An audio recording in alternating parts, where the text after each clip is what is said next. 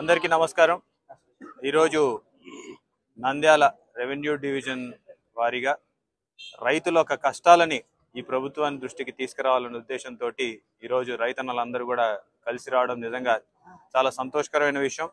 ముఖ్యంగా ఈ ప్రభుత్వం ఏర్పడినప్పటి నుంచి రైతులకి కష్టాలు మొదలైనాయి అని చెప్పేసి మనం రోజు పేపర్లలో కూడా చూస్తున్నాం।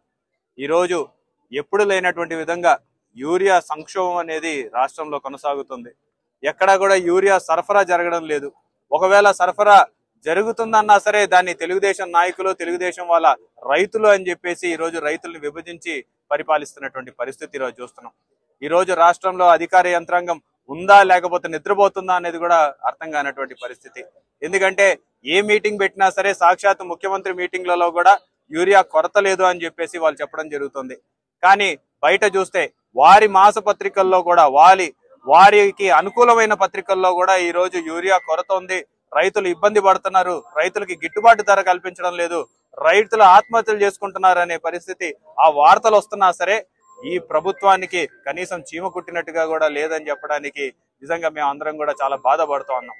ఈ ప్రభుత్వం గతంలో కూడా చంద్రబాబు నాయుడు గారు వస్తే వ్యవసాయం పండగ అనేది ఆంధ్రప్రదేశ్ లో రైతులు జరుపుకునేవాళ్ళు।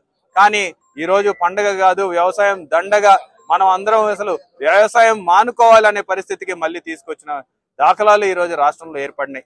గతంలో కూడా చూసినాం, రైతులు ధర్నాలు చేస్తే బషీర్బాగ్ లో ఏ రకంగా అయితే కాల్పులు జరిపినారో మనందరికి ఇంకా మర్చిపోలేదు।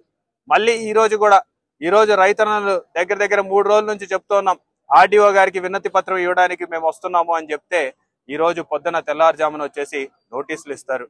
20 మంది కంటే మీరు మించి రాకూడదని చెప్పేసి మాట్లాడతారు। రైతన్నలు వాళ్ళ ఆక్రోశాన్ని ఈ ప్రభుత్వానికి